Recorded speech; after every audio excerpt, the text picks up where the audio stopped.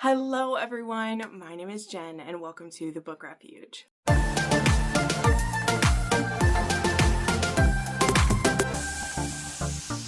Hello friends and welcome to another Taboo romance recommendation video. It's been a while. I think part of it is that I feel like I have went through a lot of the taboo kinky things, especially the ones that at least I want to do. In my video recommendation form there have been some requests for other kinks, and maybe at some point I'll be able to make another video again that has a bunch of oddly specific kinks all compiled together. I did one of those videos, I believe last year sometime, where there were certain kinks I only had one or two recommendations for and I put them all in one. As I like to remind people too, there are some kinks that Jen just isn't interested in, right? And if I'm not interested in them, I don't really feel like making a recommendation video with those compiled within it. It's just the truth. I'm sorry, I'm not the channel for that then. But there are some that I really love, and so I have multiple videos for those. But I do have an entire playlist that has my taboo recommendations. I have a whole list that has dark recommendations. And this is actually one that I had pop up in my recommendation form. And I have already made this one. But what I like to do, I make multiples of these. When I make, when you think about it, I make 4 videos a week, and I've been doing that for, 8 years at this point. Yeah, holy crap. So there are definitely, I've hit most of the things I want to hit, as it were. But the last time I made a Primal Play video was near the beginning of when I started doing Taboo Recs, and it was almost 3 years ago. So I have definitely read a whole bunch since then, and I picked some of my favorites, some I think are really good recommendations for that. Now, before we get into the recs, as always with some of these more, well, I don't think this one's super obscure, but it will be to some people. There's always someone who don't know, people who try these taboo rec videos because they want to learn something new, or they want their eyes opened, because that happens a lot where people are like, oh my gosh, I didn't know I like that, right? That is how it is for me a lot of times. So what is Primal Play, okay? So Primal Play in the context of BDSM and kinky things, because something I learned while doing research for this video is that their Primal Play is also a type of a workout that isn't sexual at all. Did not know that, but I kept getting things for a type of workout that was created years back. But no, in the context of a sexual relationship, it involves exploring and embodying the primal and animalistic instincts and behavior. So it involves participants tapping into their primal or animal personas. So maybe maybe that's like killer and prey type of thing, or animal hunter and prey type of thing. And so it is consensual and it's negotiated though, in most cases. And in most cases we're going to talk about in here, because as with a lot of these taboo things, with a lot of these darker elements of these ones, often there's still a consensual situation, right? I don't think, let me check. A couple of mine do have some non-consensual ones, and we will absolutely talk about those ones. But I think, just looking at my list here, I think only 2 of them have a non-consensual version. But the book itself, then it turns into a consensual. But I have some very dark recs on here. I also have a couple that aren't dark at all. They're just kinky, right? And I will differentiate those for you. Because remember, taboo doesn't have to be dark. Kinky doesn't have to be dark. But dark is usually, always, or dark isn't always taboo and taboo isn't always dark, right? Anyway, sorry. Those can go both ways, right? So when this is in the consensual form, it is a form of sometimes consensual non-consent. Now, something to also keep in mind is that it doesn't have to be within CNC. Sometimes Primal Play is just both of them are just letting go, and of course it's still consensual then, but I mean, it doesn't have to be negotiated. It's maybe just a way of these two together, how they just like to absolutely let go, and it doesn't have a safe word put in place or anything. It's just how they're doing things and it just naturally comes about. Now, I'm not saying that doesn't have its own risk. And I'm also saying, always keep in mind with these videos that I am not a kink teacher. None of these books are how-to manuals. I'm not telling you how to. I'm just giving you the context in which I read the books and what the authors are trying to, bring forth in you. It's up to you to read and kink responsibly, okay? I take no responsibility for what you do or what you read, okay? We're all big girls here. But, big girls and guys here, by the way, sorry. No exclusions there. I know I have some male viewers who also enjoy these videos as well. So, in a CNC situation, you would have like a safe word in place, you would set up the scene, and you would have at it. And maybe that means it's going to be a surprise, and so you're kind of like in scene for a good chunk of time so that the prey can be surprised. Maybe it's as simple as, I'm giving you a 5-second head start, get running, I'm coming for you, right? A couple of these have that in there. And in general, then it means that the hunter, takes on that persona, hunts down his prey, and, pardon me, but fucks them where he finds them. Okay? That is usually what's happening, and that is kind of where the consensual non-consent part comes. Now, to tiptoe this a little bit darker, this sometimes then can also be a rape role play, okay? And a few of these I'm going to get at are that.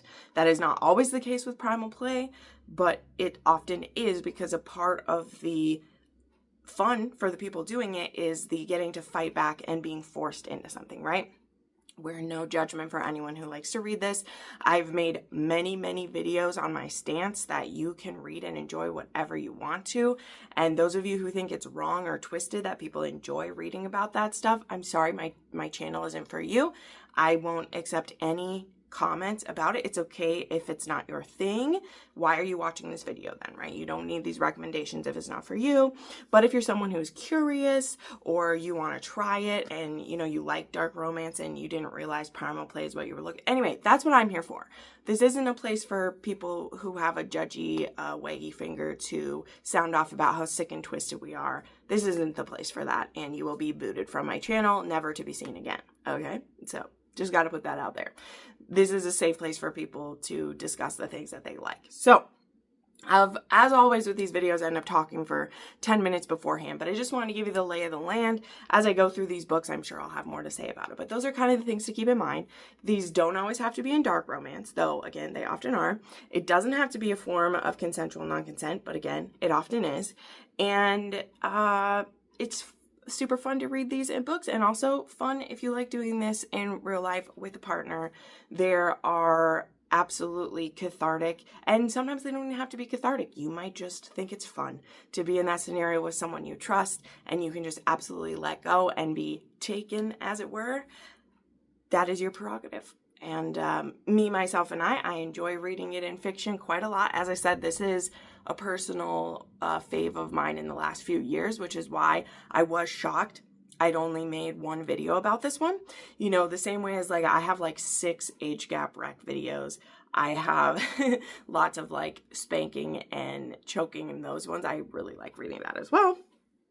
Primal play is something I really like, and it will be, one thing I want to say too, if you've maybe read all the ones I'm going to talk about, you've read all the ones in my previous video, if you look up primal play recs on Google, there is a Goodreads list that has over 1,000 recommendations for this kink. So you can tell I'm definitely not the only one who enjoys it. Try to find, let's say, lactation kink videos, good luck. But if it is ones to do with, choking, spanking, chasing, those have definitely been popular lately. So without further ado, let's get into some of these. And yeah, like I said, the last time I made this video was 2022. So a few of some of my favorite books that have this, I weren't even out yet when we did that. So we are gonna go through these, all right? And we're gonna start with the most recent one I read, which I actually just reviewed for my Patreon. So, I'm not gonna talk about the review part of it here. I'm just gonna give the book to you, but if you would like my full detailed thoughts about this one, I did just put up my vlog for my patrons on this one, and one of my patrons will actually get to win this copy because I did annotate it while I read it. But before I pick a winner and send it off, I was like, oh, I should film this one while I still have it.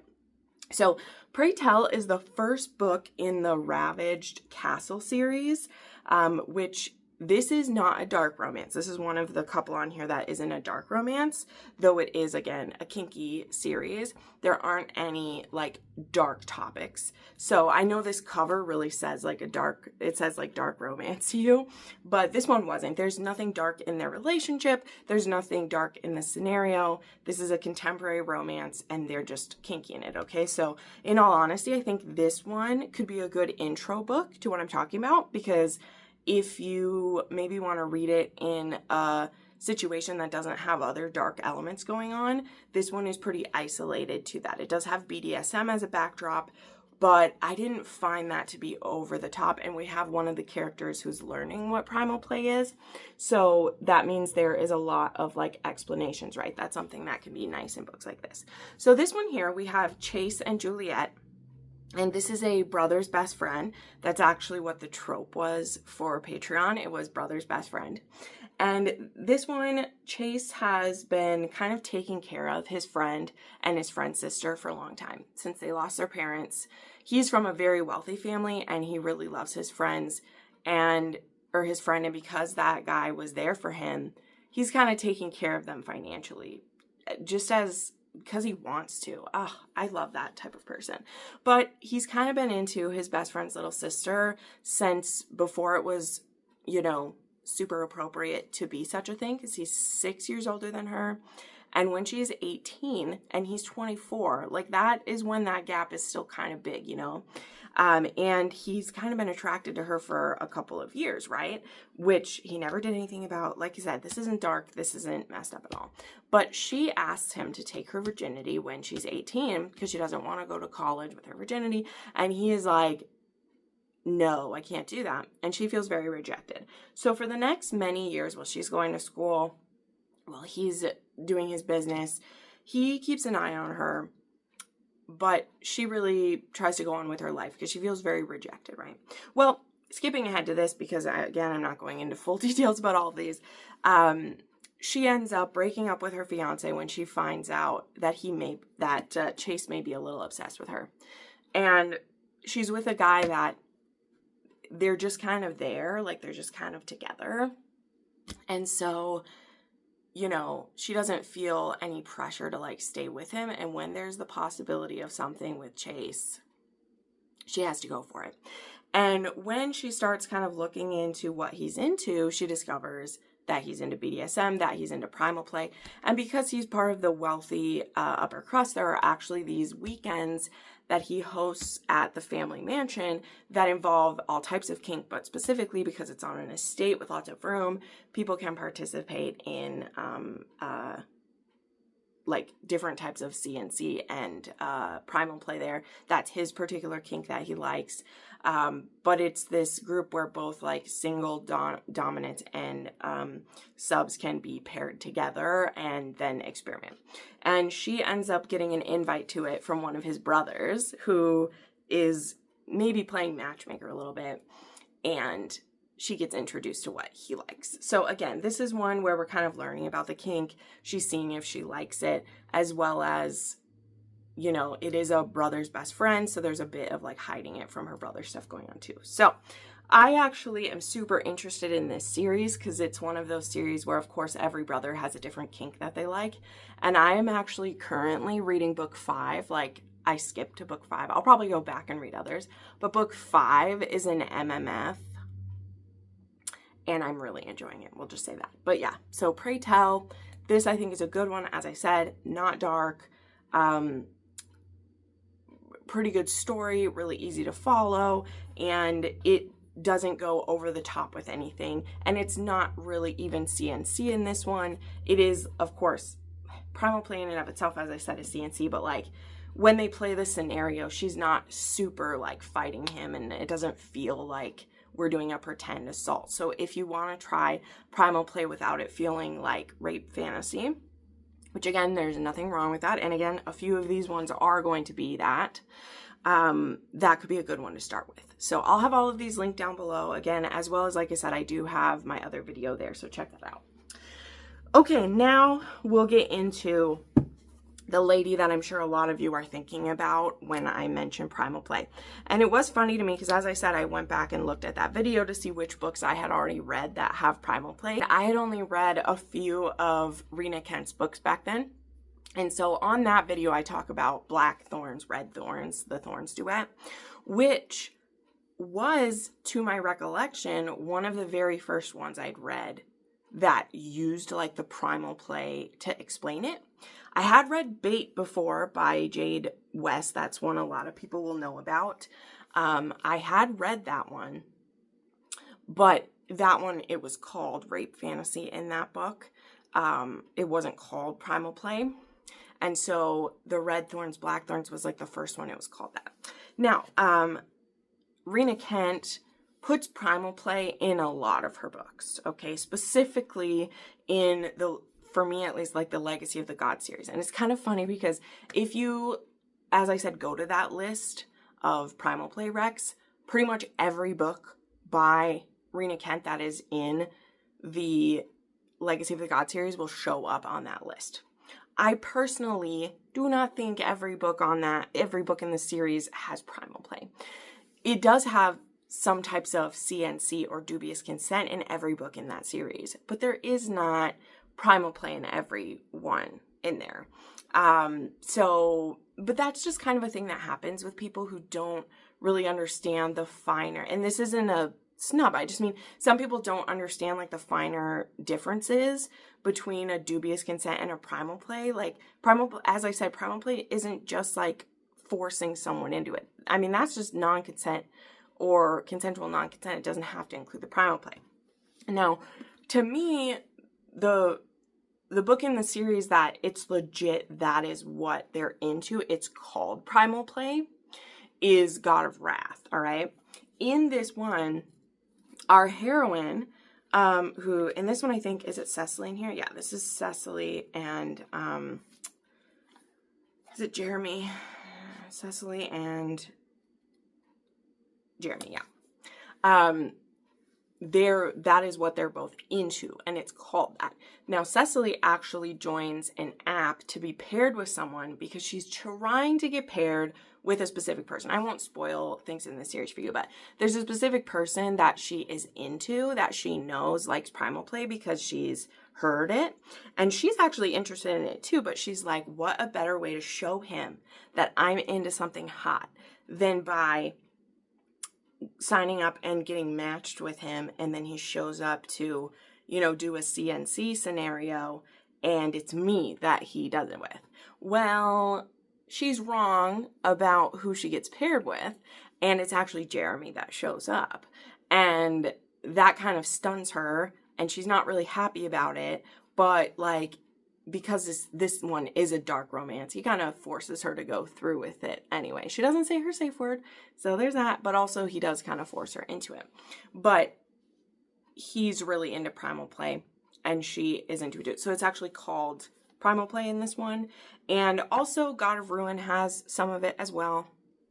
And the other ones, as I said, don't necessarily involve actual Primal Play. There are a couple chase scenes because someone's running away, but it's not like Primal Play. So if you are okay with it in those aspects, like, again, this whole series is just chock full of kink, okay? Like, it all shows up in here, like, you will find it. But I wouldn't completely call it that, like, in the other ones. But God of Wrath absolutely has it. Now, another one of her, as I said, a lot of hers have it.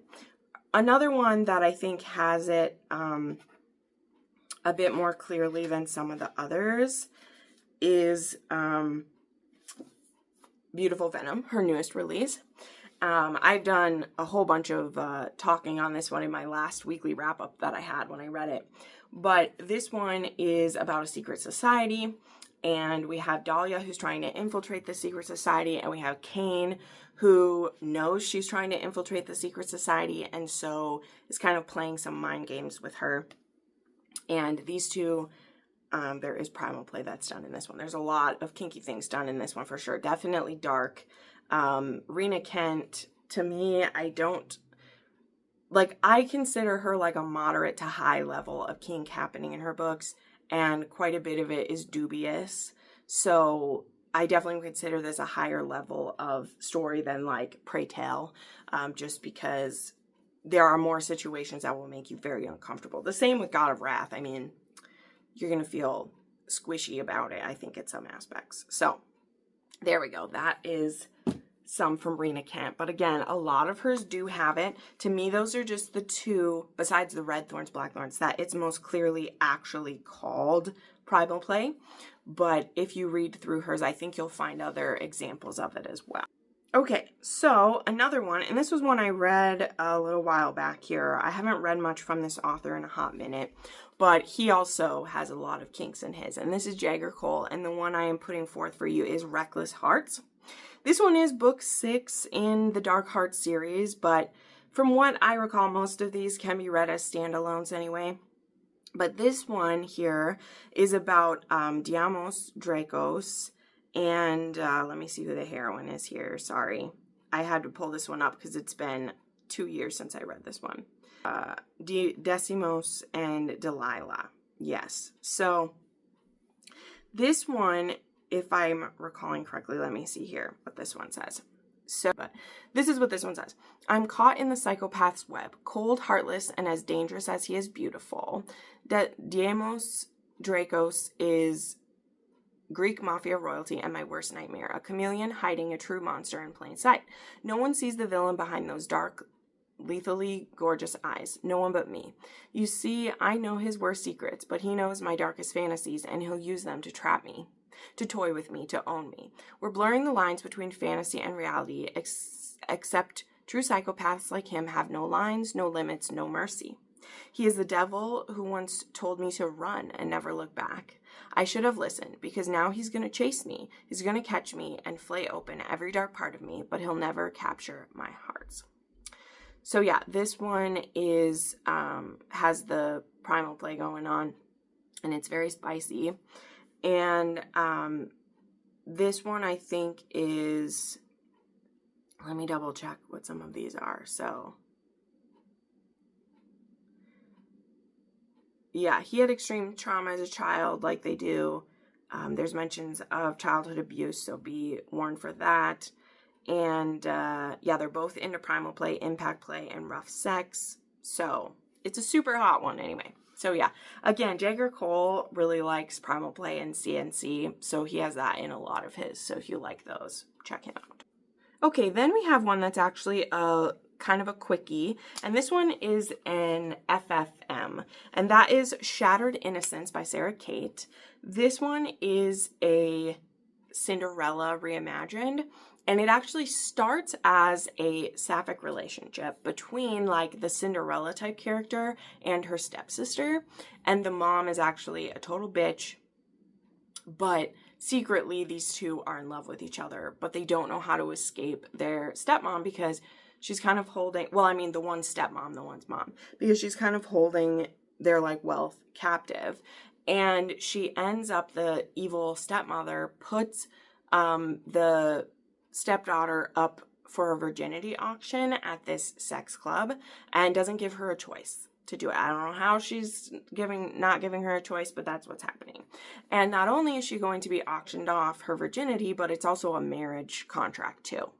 So what her stepsister, again, her lover, does is go to a previous lover of hers, who's a very wealthy man, and actually asks him to purchase basically her girlfriend so that they can get her away from the stepmom.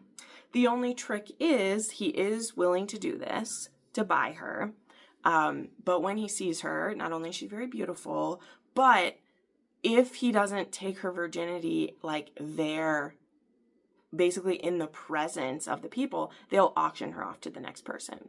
So that's apparently part of the rule. That's part of the kink of everyone being there. They don't get to like watch, but they basically get to wait and make sure that it happened. So now, basically this like her girlfriend's ex is married to her and is going to be fucking her almost in front of her type of thing. And maybe they do have to do it in front of anyone. Maybe I don't remember. I don't know. But this does become an FFM, as I said. Everyone ends up in love. But there is a really good scene where I can't remember their names, so it's heroine 1, heroine 2. Heroine 1 ends up like running, and both her stepsister and new husband chase her down and like fuck her in a maze. Like they tag team her, and it is super hot. This one isn't like super, super heavy. It's shorter, as I said. It's only like 130 pages, but it was just super hot. It's Sarah Kate, right? Like she knows how to make it a good time. All right, let's just say. Okay, so then we have Devious Obsession by S. Massery. This is another author who likes to put primal play in pretty much everything. Like this whole series has a lot of the dark aspects. Like all of these ones have a form of like somnophilia, CNC. There's a lot of primal play. There's a lot of choking, spitting, smacking around. Like it has all of it. This is a very dark one.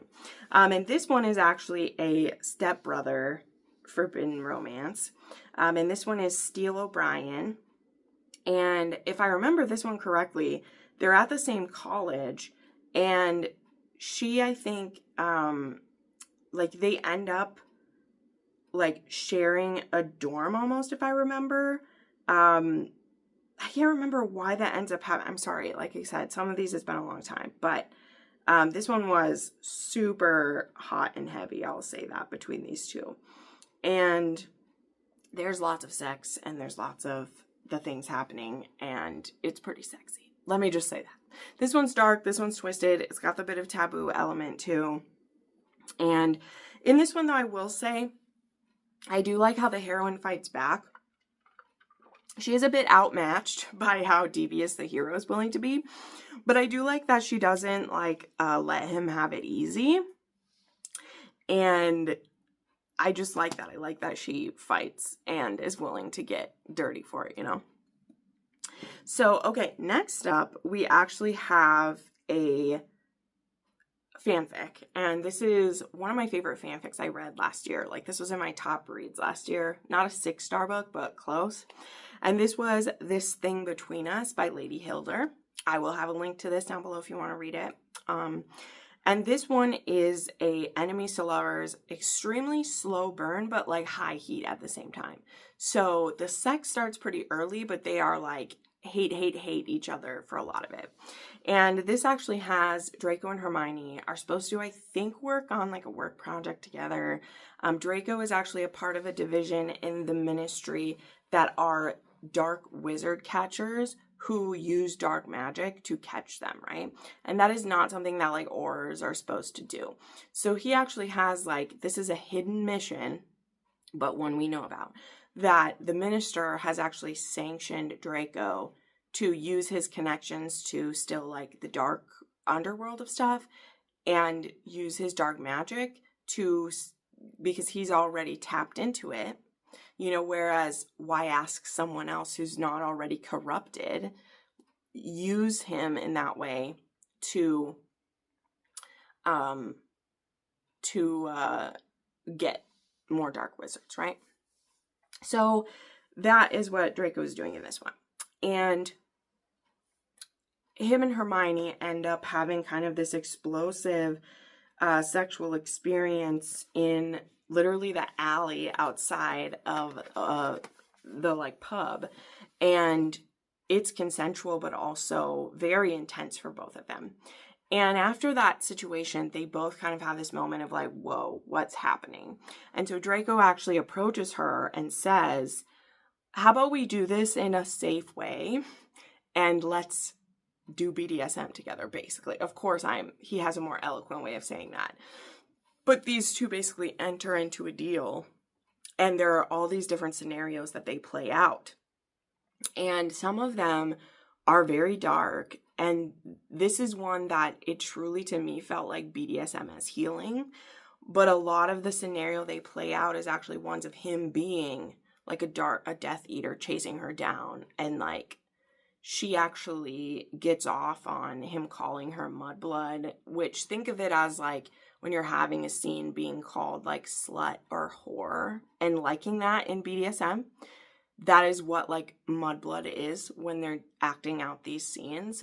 And it's fascinating. So again, this one is very dark, but also so cathartic in some aspects. And the relationship that this Draco and Hermione end up in together, like they walk through so much with each other, and they're just both fundamentally misunderstood by their peers and what the war did to them and how they're going to work through it. Like it's crazy. Like this one is intense, you guys. And I loved it. Like, this is another one that if there is a kink that you like, it is in here. Okay, it is in here. Okay, now we're going to do a few that are slightly lighter, and we'll end with a historic one, in my opinion. I'll tell you what I mean.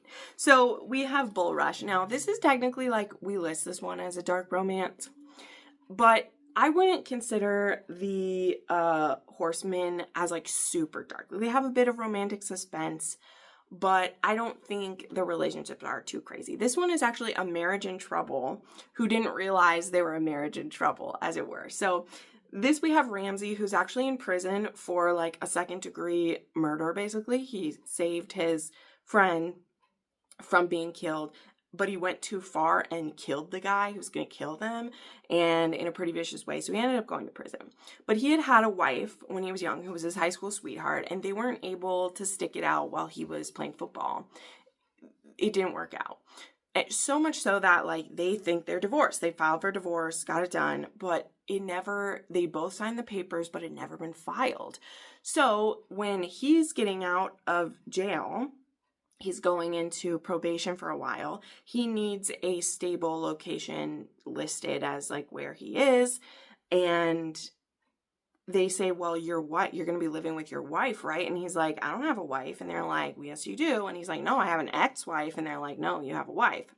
And at the same time, she's trying to get a loan for her business. And on the paperwork, what she tries to submit, they're like, well, you're, something to do with like her being tied to her husband, basically. And she's like, no, I'm about to marry someone else. And they both find out. And now Ramsey decides to take this as a sign, because he's always felt bad about how it went down, but he gave her a divorce. Anyway, let's see. His name's Ramsey and she is Hazel. And he decides to try to like force her to give him a second chance. And he says, if you give me, I can't remember how long it's supposed to be actually, but if you give me a certain amount of time, live as my wife again, and I'll prove that I want you, and I will pay you, basically. Like, if you don't like me by the end of it, you'll get the money, and you'll get to live out your business, and you can be with this douche canoe that you found instead. And the crazy part is that her current fiance, he's okay with this to get the money. And that just tells you right there that things were never going to last with this guy anyway. But while they're living together during this time, he's like, you're going to live as my wife, which means we're going to fuck again. And she does, again, her current fiance is also okay with this. So I don't know who this guy is, whatever. But one of the things they liked is they liked a lot of rough sex and a lot of fun. And there is one specifically scene that lives rent free that involves him chasing her down through like barbed wire fences and through the fields and fucking her raw in the mud, and it was hot. Doesn't sound sanitary, but it was hot. Okay, it was that. But again, that one's not super dark. It's darker than like Pray Tell, but it's not overly heavy in my opinion. Okay, then there is Games with the Orc. This one, not a dark romance at all. This is an erotic, kinky monster romance where our heroine, she has been very unsatisfied just with her life. And so she breaks up a relationship she's in, and she decides to treat herself to basically a week-long sex vacation, okay? And there is this monster smash agency where you can hire a very skilled monster sex worker to give you all your dreams come true. And she has a list of experiences she wants to complete, and the agency pairs her up with an orc. So this is Sunny and Kellar. And Kellar is, again, a trained and very experienced sex worker. And so he basically makes all the plans. She has a safe word, but they're kind of like in it the whole time. And so he has different scenarios set up for her that she wants. And one of them includes like a primal play scene, a CNC scene, one where she acts like his slave for a day, like doing every little thing he asks her to. Just all these fun, kinky scenarios. So this is another one I like to use, that if you want to see what type of kinks you might like, this one's fun because we try a whole bunch of them. And it's really hot. And he's an orc with a super cock. So, you know, that's fine. I realized that when I said all of these were like, these three were a bit lighter. Maybe this one's not quite. But it does have the word light in the title, so maybe that's where I was going with it.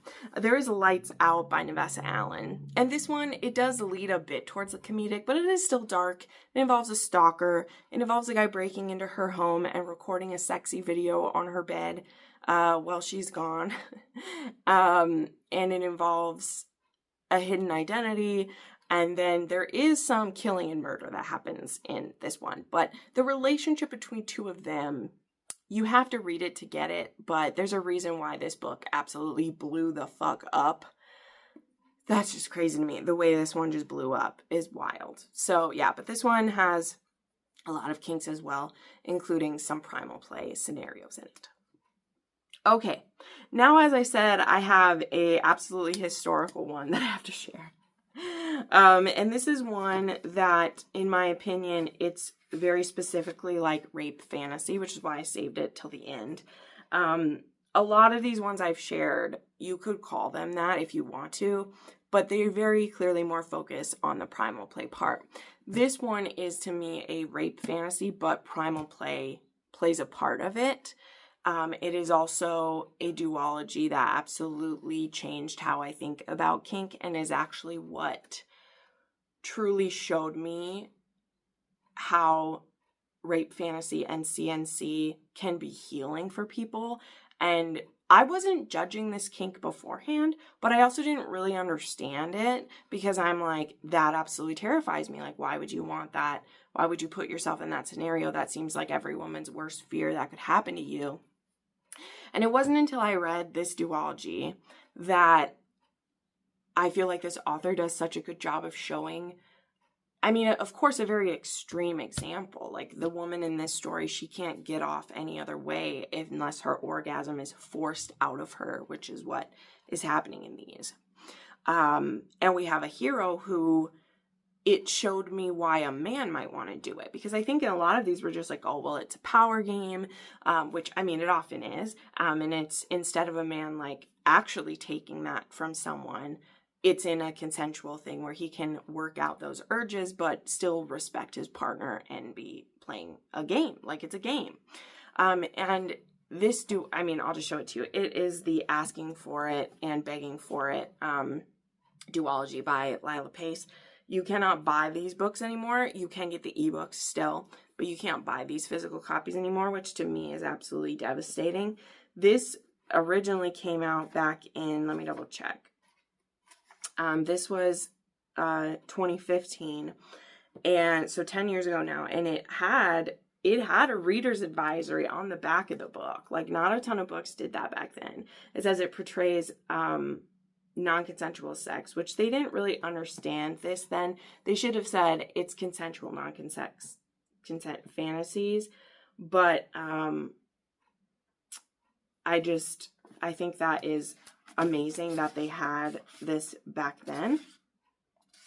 And they even did, like, there's a warning at the back of the book with spoilers if you want. Anyway, sorry.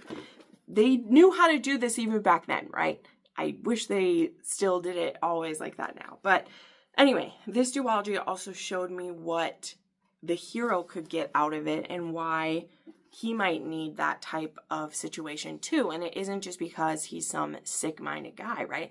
The hero had trauma, and he had things that he saw someone he loved go through where he couldn't stop the perpetrator. So there's something about it for him that when he gets to embody the attacker and know that he's actually protecting this woman and seeing to her needs it heals a part of him who wasn't able to do that for his loved one.